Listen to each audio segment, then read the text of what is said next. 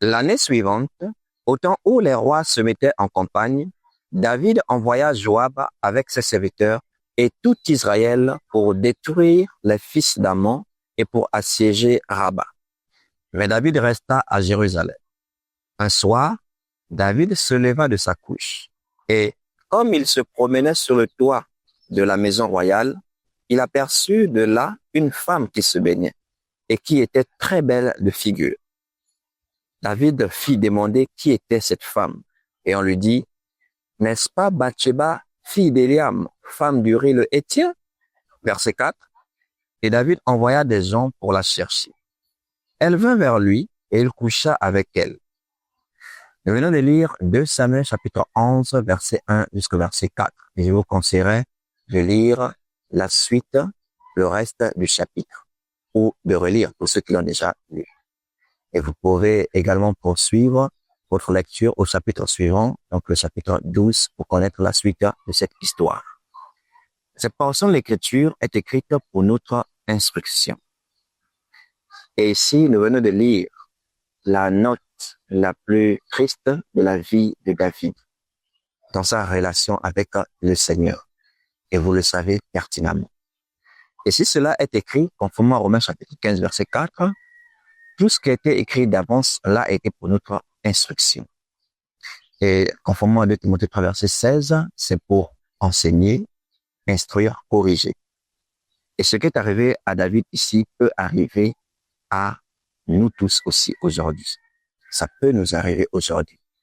D'autant plus que notre génération actuelle est envahie par les réseaux sociaux, par les écrans. C'est encore plus facile, même encore, de tomber dans ce genre de tentation-là. Mais l'Écriture a le pouvoir de nous prévenir, de nous garder. Et c'est pourquoi j'aimerais aujourd'hui vous entretenir sur le côté sombre des réseaux sociaux, sur leurs effets, leur impact négatif sur notre vie chrétienne si nous ne savons pas en faire un bon usage. Alors, nous avons ici David. Qui est David? Nous le savons. David est l'homme selon le cœur de Dieu. C'est le choix de l'Éternel. Comme il avait clairement dit à Samuel. En 1 Samuel chapitre 16, vous pouvez lire cela. Nous voyons ici un homme selon le cœur de Dieu. Avait-il le Saint-Esprit? Oui, David avait l'Esprit de Dieu sur lui. 1 Samuel chapitre 16, vous pouvez le lire. Quand Samuel avait oint, l'Esprit l'avait saisi et ne s'était pas retiré de lui. Et dans la suite des temps. Nous voyons ici que cet événement se déroule au temps où les rois se mettaient en campagne. Je vais reprendre le verset 1. Nous sommes dans 2 Samuel chapitre 11. On dit l'année suivante, au temps où les rois se mettaient en campagne. Vous voyez, donc nous sommes ici en période de guerre. David envoya Joab avec ses serviteurs et tout Israël pour détruire les fils d'Ammon et pour assiéger à Rabat. Mais David resta à Jérusalem. Vous voyez que les autres rois préparent la guerre, vont en guerre. David, lui, il envoie ses serviteurs. Et lui, il reste à Jérusalem. Il reste à Jérusalem, il mange, il boit, il passe des bons moments, puis il va sur son lit, un soir, se lève du lit, décide de se promener sur son toit royal. On voit que David n'avait rien de préoccupant. Il n'avait rien d'intéressant vraiment à faire. Il cherchait un moyen de se divertir. Il était dans la distraction. Et le voilà se promène un soir sur le toit de son palais royal, donc en hauteur, et de loin qui aperçoit une femme qui se baigne. Il aperçoit cette femme qui était très belle de figure, qui se baigne. David fut saisi de convoitise. David connaissait-il les commandements de Dieu? Oui, il les connaissait. Avait-il le Saint-Esprit? Oui, il l'avait. Il pose la question, qui est cette femme? On lui répond que cette femme a un mari. C'est un serviteur, le Héthien, Uri. David a-t-il entendu? Oui. Est-ce une femme mariée? Oui. Mais la convoitise l'a emporté sur David. Et David a demandé à ce qu'on amène cette femme et il a couché avec elle. Et vous verrez que dans la suite, après cet adultère, Dieu frappera cet enfant-là. Et David cherchera, parce que cette femme tombera enceinte, David cherchera à faire mourir son mari et il ne va le tuer. Et la colère de Dieu sera sur lui. Bon, quel est le lien entre cette histoire et les réseaux sociaux? L'Écriture nous révèle la sagesse de Dieu, c'est bien aimé. Il y a des questions que vous posez parfois, vous vous attendez à ce que la réponse soit écrite noir sur blanc. Mais le Seigneur nous a donné son esprit de sagesse et de révélation dont parle l'apôtre Paul, de sorte que nous lisons entre les lignes, de sorte que Dieu nous a fait grâce de nous ouvrir l'esprit pour que nous puissions voir ce que tout le monde ne peut pas forcément voir à travers les Écritures. Ce que nous venons de lire dans 2 Samuel chapitre 11, c'est exactement ce qui se passe aujourd'hui avec les réseaux sociaux. Parce que David est là, il se promène sur le toit de son palais royal, il n'avait rien, apparemment rien d'intéressant à faire. Et le voilà qui aperçoit une femme belle de figure et il a été saisi de convoitise. Mais bien aimé, n'est-ce pas ce qui se passe aujourd'hui avec Facebook, avec TikTok et avec d'autres réseaux? Vous n'avez rien à faire, tout comme David ici. Vous cherchez à vous divertir, vous prenez un soir comme David, un soir, vous n'avez rien à faire. Vous prenez votre téléphone, votre ordinateur, votre tablette, vous allez sur Facebook, sur Internet, et là, vous convoitez quelque chose. Un homme, un chrétien, tu peux te mettre à convoiter une femme belle de figure que tu verras sur Facebook, que tu verras sur TikTok, que tu verras sur un quelconque réseau social. Donc, on est confronté à cela aujourd'hui. On peut facilement succomber à cette tentation et reproduire exactement le même schéma que David. Voyez-vous? Cela est arrivé dans quel contexte? Nous avons lu le verset 1 qui nous dit que David a envoyé ses serviteurs en guerre. Et lui, il a choisi de rester à Jérusalem. Bien aimé. Tandis que les autres sont au front. Tandis que les autres sont à la pointe du combat. Tandis que les autres sont en train de batailler. Nous, on est là en train de se distraire. Tandis que les autres sont en train de combattre. Nous, on est là en train de nous divertir. Et c'est dans cette distraction-là, qui, en apparence, n'est pas quelque chose de mauvais, c'est là où les destructions les plus phénoménales, les choses les plus regrettables peuvent arriver. Et si vous avez bien lu la vie de David, vous serez d'accord avec moi que cette histoire est la note la plus médiocre, la plus mauvaise de la vie de David. Ça a commencé simplement parce qu'il ne s'est pas rendu au combat.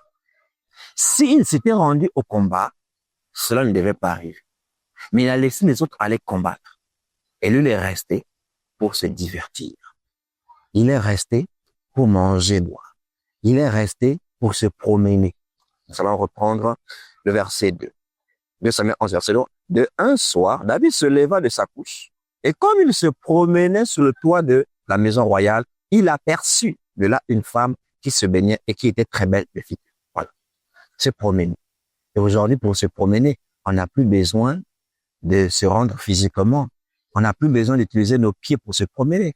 On peut se promener dans une ville sans s'y rendre à travers nos contenus aujourd'hui. On peut se promener dans un pays sans s'y rendre à travers notre téléphone. Est-ce que vous comprenez? Pendant que les autres sont en train de combattre d'ici du Seigneur, toi, que fais-tu de ton temps? Tandis que Joab est au combat, toi, David, qu'est-ce que tu fais? Je te parle, ma sœur. Je te parle, mon frère. Un soir, tandis que les autres sont en train de combattre le soir, toi, que fais-tu le soir? Tandis que les autres sont en train de méditer la parole, toi, que fais-tu? Le combat dont j'aimerais surtout parler, c'est le bon combat. Nous allons écouter l'apôtre Paul dans 2 Timothée, chapitre 4, verset 7. Il dit, j'ai combattu le bon combat. J'ai achevé la course, j'ai gardé la foi. Oh, que le Seigneur nous accorde la grâce de pouvoir parler aussi comme l'apôtre Paul. Que nous ayons cette conscience-là pure quand l'heure s'approchera pour nous de nous en aller au Père, que nous puissions aussi rendre ce témoignage-là. Oui, j'ai combattu le bon combat. J'ai achevé la course. J'ai gardé la foi. Le bon combat, c'est le combat de la foi. Le bon combat, c'est le combat de l'évangile. Le bon combat, c'est le combat de la croissance spirituelle. Ce qui contribue à grandir la lumière de Christ en nous. C'est cela le bon combat. Tandis qu'un soir, un autre en train de lire, de méditer la parole. Tandis qu'un soir, d'autres sont en train de chanter des cantiques spirituels. Tandis qu'un soir, d'autres sont en train d'élever des sacrifices de louange. D'autres sont en train de prier. Tandis qu'un soir, d'autres sont en train de supplier Dieu. Toi, comme David, ce même soir, tu te promènes sur Facebook. Comme David, ce soir, tu te promènes sur TikTok. Tu vas finir par voir Bathsheba. Tu vas finir par convoiter Bathsheba. Et tout comme David, qui normalement est un homme craignant Dieu, tellement la convoitise était forte, a fini par oublier le commandement « tu ne commettras point d'adultère », tu finis par oublier les commandements de Dieu. Saisi par la convoitise, David pose la question « qui est cette femme ?» On lui répond « c'est une femme mariée ». Tu as conscience que cette femme-là n'est pas ta femme. Tu as conscience que c'est le mari d'autrui. Saisi par la convoitise, parce que tu n'es pas dans le combat. Saisi par la convoitise, tu désobéis au Seigneur. Donc cela est écrit pour notre instruction, afin que nous puissions comprendre que c'est lorsque nous cherchons tellement à nous divertir, c'est lorsque nous sommes en train d'entrer vraiment dans la distraction, que le chaos, le désastre terrible et le plus terrible de notre vie peut arriver. Voilà ce que peut produire un réseau social aujourd'hui.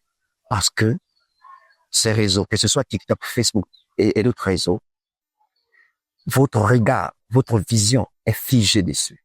Nos yeux sont fixes sur nos écrans. Et ça peut susciter facilement la convoitise des yeux. Ce dont parle l'apôtre Jean dans 1 Jean chapitre 2. Jean chapitre 2, nous allons lire le verset 15 et le verset 16. Il est écrit: n'aimez point le monde, ni les choses qui sont dans le monde. Si quelqu'un aime le monde, l'amour du Père n'est point en lui. Car tout ce qui est dans le monde, la convoitise de la chair, la convoitise des yeux et l'orgueil de la vie, ne vient point du Père, mais vient du monde.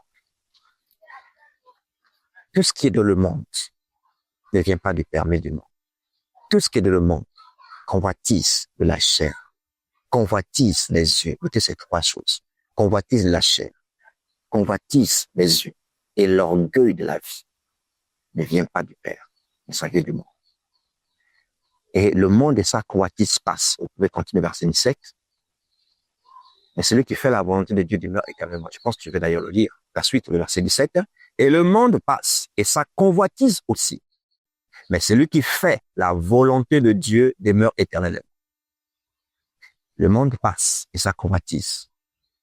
Mais celui qui va au combat, celui qui est dans le combat, celui qui est à la pointe du combat, qui fait la volonté du Père, lui là, il demeure éternellement. Et bien aimé, convoitise de la chair, convoitise des yeux et l'orgueil de la vie, sont provoqués aujourd'hui par les réseaux sociaux, sont amplifiés aujourd'hui par les réseaux sociaux. Comme je viens de le dire, nos yeux sont fixes sur les écrans aujourd'hui. Donc, il y a des bâtiments qui peuvent défiler sur notre fil d'actualité, des bâtiments qui peuvent passer et nous exposer à la convoitise de la chair, comme David qui aperçut Bathsheba et fut saisi de convoitise. Tu peux voir quelque chose sur ces réseaux-là. La convoitise des yeux va se manifester. Tu vas commencer à envier la vie des autres. Et il y a aussi l'orgueil de la vie. C'est ce qu'on voit à travers les réseaux. La plupart des contenus, les gens publient leur réussite, publient leur maison, publient leur voiture, publient leur dîner, publient les grands restaurants qu'ils fréquentent. Et vous avez l'impression, en fait, que vous êtes passé à côté de votre vie. Vous avez l'impression que le bonheur n'est que pour les autres. Vous avez l'impression que Dieu n'est bon que pour les autres. Et donc, il y a de l'envie qui va commencer à naître. L'orgueil. À cause de l'orgueil de la vie des autres, il y a la convoitise des cieux. Voyons les autres avoir une vie réussie. Mais j'aimerais vous dire La vie réussie, c'est lorsqu'on a le salut. La vie réussie, c'est lorsqu'on a cette bonne conscience devant Dieu. La vie réussie, c'est lorsqu'on a cette paix intérieure que la voiture ne peut pas donner. La vie éternelle, la joie inconditionnelle, l'amour de Dieu en nous. Lorsqu'on a cette joie, cette paix, ce plaisir que procure la parole, que donne Christ. La gloire de ce monde ne peut pas vous l'offrir. C'est pourquoi, dit l'Écriture, que sert-il à un homme de garder tous les biens de ce monde s'il perd son âme? Qu'est-ce qu'un homme peut donner en échange de son âme? La plupart de ces soi-disant influenceurs ou influenceuses sont des personnes, sont des appâts du diable, sont des personnes qui vous présentent une fausse facette de leur vie et vous ne savez pas ce qui se passe en elle. Vous ne connaissez pas les tourments intérieurs parce que vous regardez à l'emballage, vous regardez aux apparences et vous enviez les apparences. Mais vous ne connaissez pas le secret de ces personnes. Vous ne connaissez pas l'intimité de ces personnes. Vous ne connaissez pas le prix que ces personnes payent. Vous ne connaissez pas les tourments de ces personnes. Je ne dis pas que tous ont cette vie-là, mais la plupart, et vous le savez pertinemment. Pourquoi les envier? Pourquoi comparer votre vie à la leur? Et surtout pour ceux qui ont réussi de la bonne façon. Connaissez-vous les combats par lesquels ils sont passés? Vous, au lieu de combattre, non. Vous cherchez la distraction. Vous cherchez le divertissement. Vous cherchez la facilité. C'est ça le problème aujourd'hui. Donc, il y a tellement de dommages. Si aujourd'hui vous ne savez pas faire bon usage de ces réseaux-là et que vous vous abonnez à des pages qui ne vous donnent pas de grandir dans votre combat, parce que je vais parler de ce combat de deux façons. Principalement, c'est le combat de la croissance spirituelle, du bien-être spirituel. Et deuxièmement, c'est le combat même par rapport à sa réussite de la vie terrestre. Et je ne parle pas forcément d'avoir des millions. Non, mais il y en a qui, au lieu d'aller chercher le travail, préfèrent se promener sur les réseaux.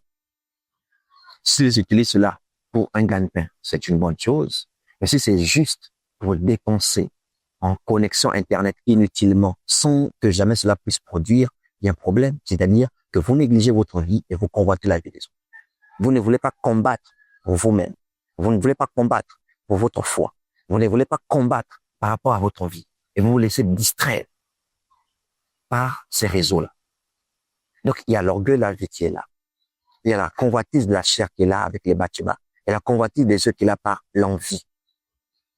Et aussi, il y a la médisance qui s'installe. Pourquoi? Parce qu'il y a des personnes qui développent des pages qui sont spécialistes simplement par rapport aux vies privées des uns et des autres.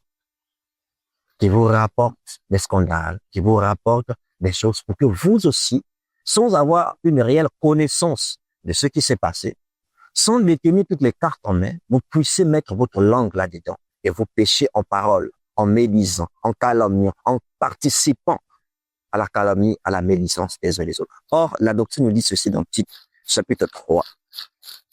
Tite, chapitre 3, il a dit, à partir du verset 1, « Rappelle-leur d'être soumis aux magistrats et aux autorités, d'obéir, d'être prêts à toute bonne œuvre, de ne médire de personne. » Je me limite à là. De ne médire de personne. Et là, je dis d'être pacifique. De ne médire de personne. Mais vous savez très bien que les réseaux aujourd'hui nous exposent à la médisance. Facilement, c'est même à juger quelqu'un par rapport à une histoire dont on ne connaît pas les tenants et les aboutissants. On se met facilement à juger, à condamner, à se prononcer, à médire des gens et ça nous expose vraiment au péché. Et quand vous voyez de telles choses, il faut passer et ne mettez pas du temps dans ce type de contenu. Cherchez à ce que ça reste réellement des outils pour vous et non pas que vous deveniez comme des outils maintenant pour ces réseaux. C'est-à-dire que c'est vous maintenant qui devenez la machine. Nous prenons aussi ce que dit l'apôtre Paul dans 1 Corinthiens chapitre 7. 1 Corinthiens 7, voici ce qu'il déclare au verset 35. Et je vais lire également aussi le verset 29. D'abord, 1 Corinthiens 7, verset 35, il dit, Je dis cela dans votre intérêt. Ce n'est pas pour vous prendre au piège. C'est pour vous porter à ce qui est bienséant et propre, à vous attacher au Seigneur sans distraction.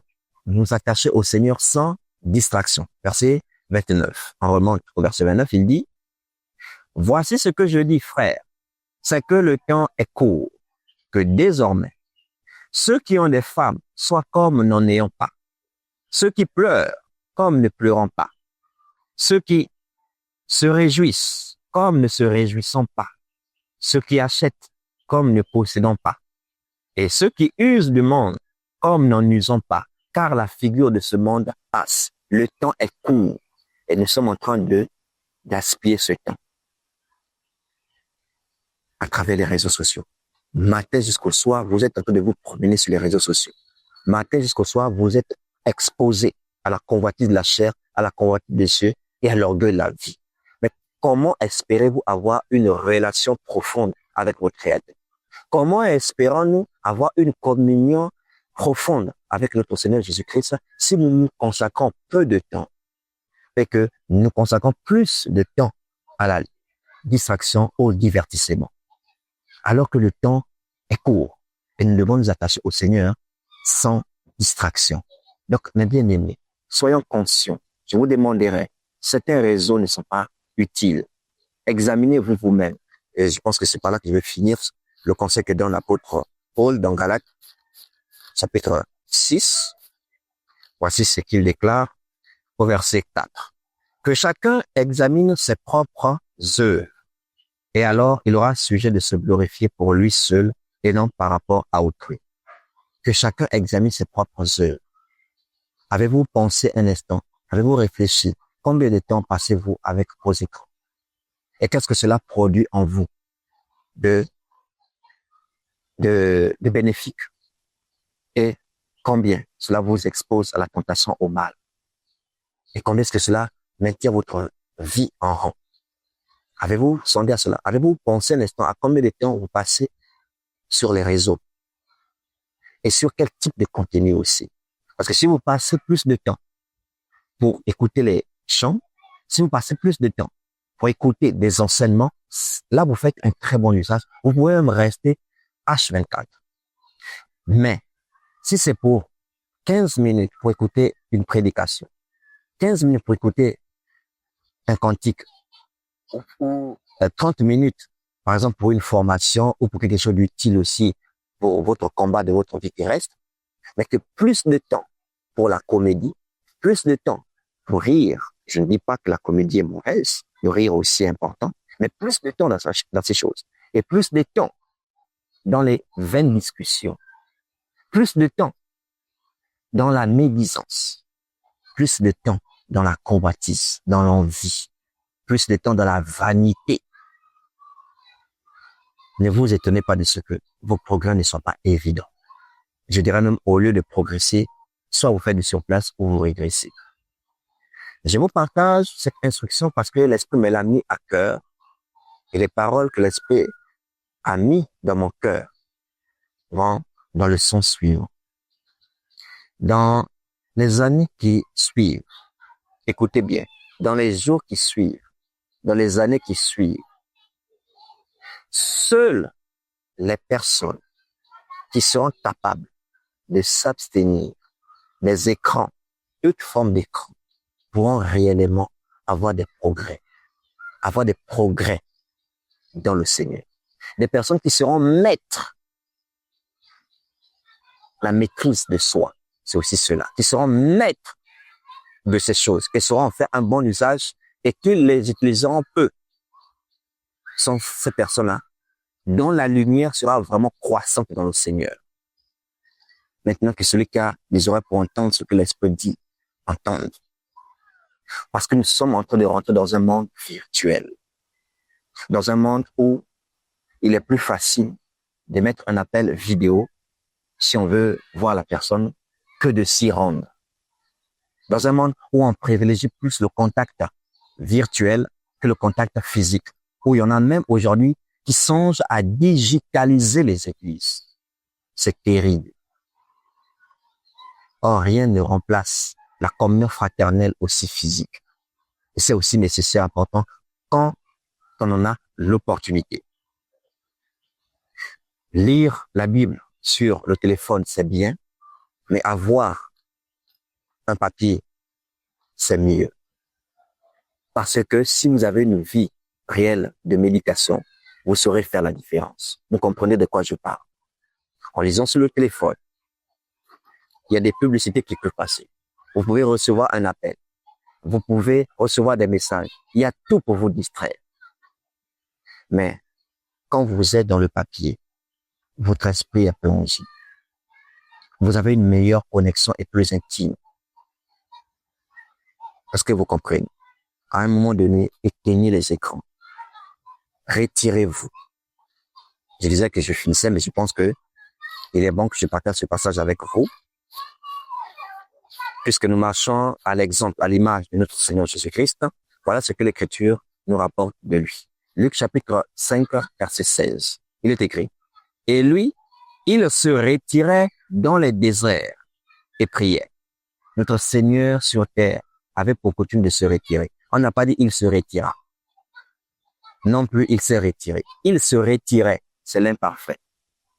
C'est-à-dire, il y a la répétition. C'est-à-dire, c'était régulier. Il avait pour habitude de se retirer. Il y a quelques-uns parfois qui me contactent sur les réseaux, n'obtiennent pas de réponses dans les médias, se disent que c'est parce que je ne veux pas les répondre. Or, j'ai la coutume de les retirer. À un moment donné, il faut se déconnecter de ça. À un moment donné, il faut se déconnecter de toutes ces choses-là. Se retirer pour davantage se ressourcer spirituellement. Se déconnecter pour mieux se reconnecter. Déconnectez-vous aussi par moment des réseaux, surtout quand c'est vraiment de la vanité, pour vous reconnecter avec Dieu, pour vous reconnecter avec votre famille, pour vous reconnecter avec les personnes qui vous sont chères. C'est très important. Le Seigneur l'a pratiqué. Il se retirait pour prier dans les déserts. Et un désert parle d'une terre aride. Un désert parle d'une privation.